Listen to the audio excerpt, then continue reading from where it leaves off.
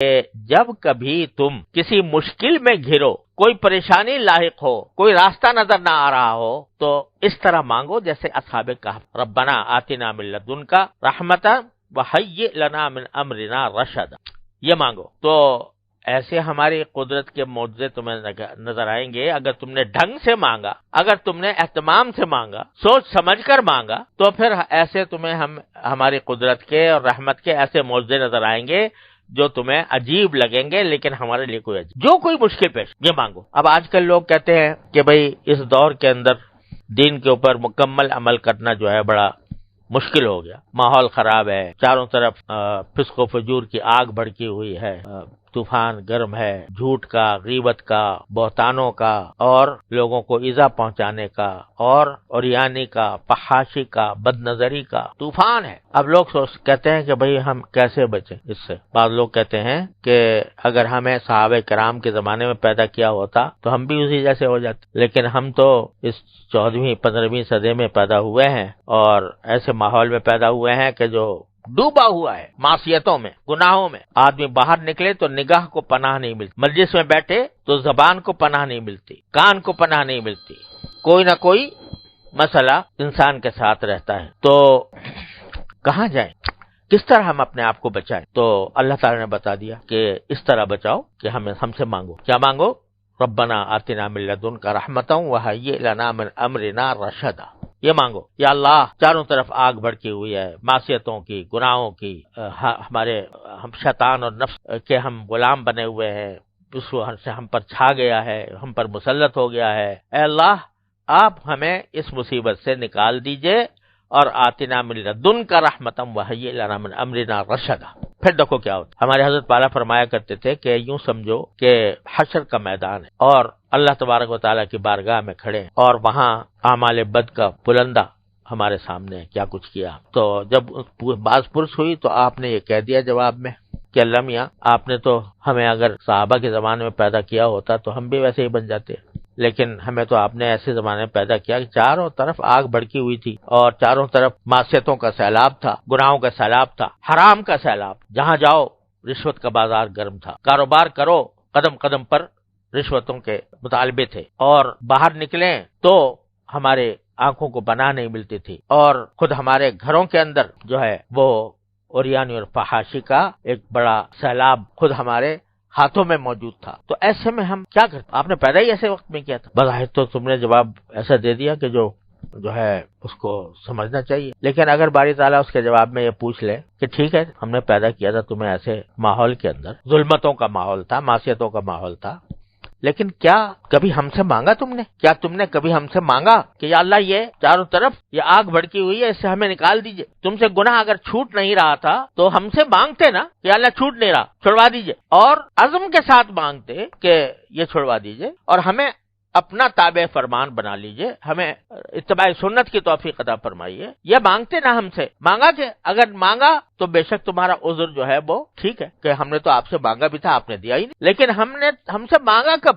اگر مانگتے اور اگر ہم نہ بھی دیتے تو تمہارے لیے ایک عذر تھا، تمہیں پھر بھی ہم جنت میں داخل کر دیں، لیکن جب تم نے ہم سے مانگا ہی نہیں، جبکہ ہم بار بار کہہ رہے تھے کہ ان اللہ علی کل شیء قدیر، ان اللہ علی کل شیء قدیر، کوئی چیز ہم سے بعید نہیں تھی، کوئی چیز ہم سے عجیب نہیں تھی، اور پھر بھی تم نے ہم سے نہیں مانگا، تو بتاؤ اس کا کیا جواب ہے؟ تو اس سے معلوم ہوا کہ آدمی اگر کوئی گناہ چھوڑ نہیں پا رہا ہے، اپنے آپ کو مجبور سمجھ رہا ہے، مجبور حقیقتا نہیں ہوتا لیکن نفس اس کو مجبور قرار دیتا ہے، تو کم از کم اللہ تبارک و تعالیٰ سے یہ مانگتا تو رہے کہ ربنا آتنا من لدنک رحمتا وہیئ لنا من امرنا رشدا۔ یہ تو ورد زبان ہونا چاہیے، یہ تو قدم قدم پر آدمی کو مانگنا چاہیے کہ مجھے راستہ دے دیجئے، خود نکال دیجئے، آپ کوئی راستہ اپنے پاس سے نکال دیجئے۔ تو اگر کوئی بندہ یہ کرے تو کم از کم وہ ایسا ہوگا کہ اس کو اپنے کیے پر ندامت بھی ہو رہی ہے، شرمندگی بھی ہو رہی ہے، چھوڑنا بھی چاہ رہا ہے، لیکن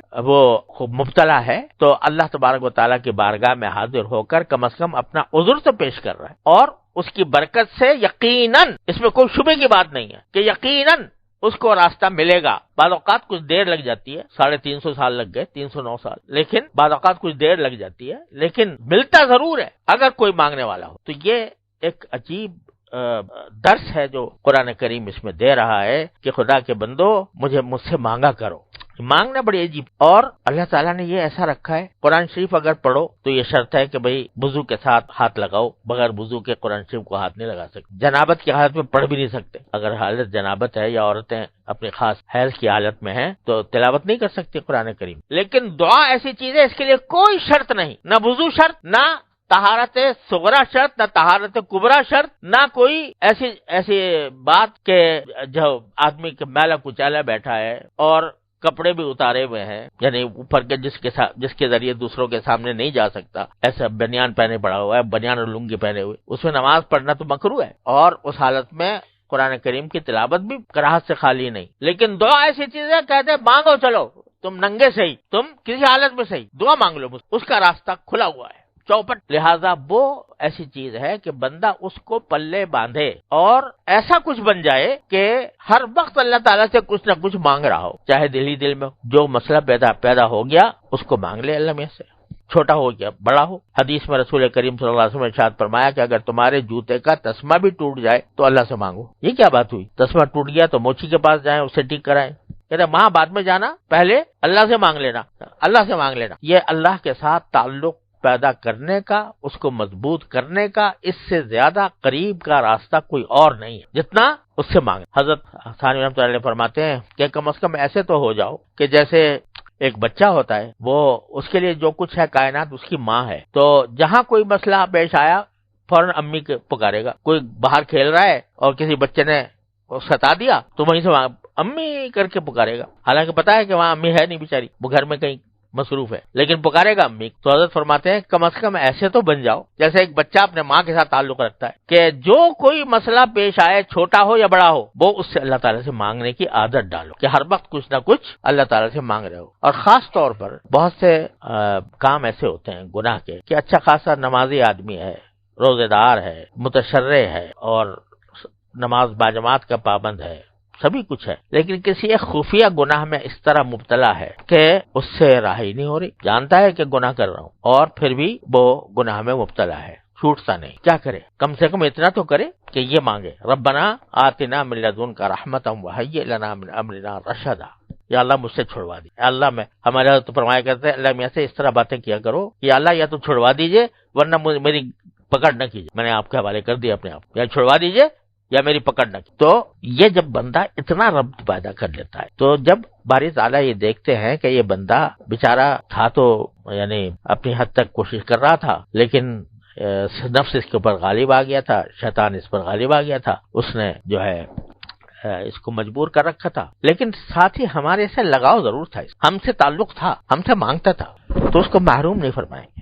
حدیث میں واقعہ بیان فرمایا نبی کریم صلی اللہ علیہ وسلم نے کہ ایک شخص تھا، کفن چور تھا. کفن چور اس سے زیادہ رذیل پیشہ شاید ہی کوئی ہو کہ قبریں کھود کے مردوں کے کفن نکالتا تھا اور بیچا کرتا تھا. جب اس کے مرنے کا وقت آیا تو اس نے اپنے بیٹوں کو وصیت کی کہ دیکھو بیٹا، اگر ایسا کرنا کہ جب میں مر جاؤں تو میرے پہلے تو لاش کو آگ لگا کے جو اس کی راکھ بچے، راکھ ہو، اس راکھ کو ذرا محفوظ رکھنا یہاں تک کہ کوئی ایسا وقت آئے جس میں آندھی چل رہی ہو، بہت تیز ہوا چل رہی ہو، اس وقت لے جا کے میری اس راکھ کو سمندر کے پاس اڑا دینا کہ اس کے ذرے سارے دریا میں، سمندر میں بکھر جائے. کیوں بکھر جائے؟ کیونکہ اگر اللہ میں نے مجھے کہیں پکڑ لیا تو میرا کچھ ٹھکانہ نہیں ہوگا. اگر اللہ میاں کا بس چل گیا مجھ پر تو میرا کچھ ٹھکانہ نہیں ہوگا. لہذا ذرے کہیں پھینک دو کہیں سمندر میں، اس طرح کے وہ جمع نہ ہو سکے. اب بیوقوفی کی بات تھی، پتا ہے کہ بھائی اللہ میاں کیا وہ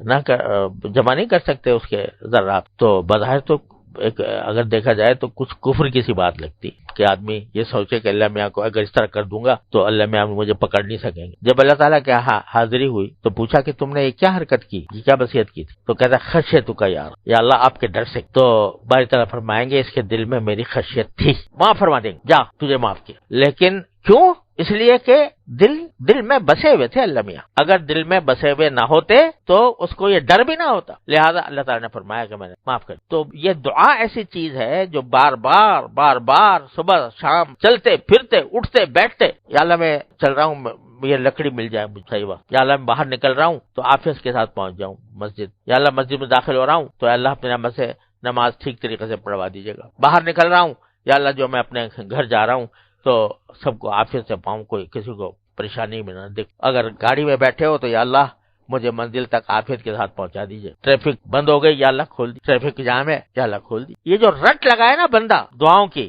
جتنا رٹ لگائے گا اتنا ہی اللہ تعالیٰ کے ساتھ تعلق مضبوط ہوگا, اور یہ تعلق کا مضبوط ہونا ہی سب سے بڑی کام. تو بھائی جب بھی کہیں مشکل میں گھرو, چاہے وہ مشکل دنیاوی ہو یا دینی ہو, اس آیت کو اور اس دعا کو حرز جان بنا. ربنا آتنا من لدنک رحمتا وہیئ لنا من امرنا رشد. اس لیے بتایا یہ قصہ سارا اللہ تبارک و تعالیٰ. تو اللہ تعالیٰ اپنے فضل و کرم سے ہمیں توفیق عطا فرمائے. مانگتے رہنے کی, منگتے بن جاؤ اللہ تعالیٰ, ہر وقت کچھ نہ کچھ مانگتے رہو. پھر دیکھو کیا ہوتا ہے. ہو نہیں سکتا کہ پھر اللہ تعالیٰ ایسے آدمی کو مردود کر, ایسے آدمی کو جہنم کا ایندھن بنائے جو ہر وقت اللہ تبارک و تعالیٰ سے رابطہ رکھے ہوئے ہے, ہر وقت اس سے تعلق رکھے ہوئے ہے, ہر وقت اس سے ہر وقت اس سے باتیں کر رہا ہے. تو انشاءاللہ کبھی اللہ تعالیٰ مایوس نہیں کریں. اللہ تبارک و تعالیٰ ہم سب کو اس کی توفیق عطا فرمائے.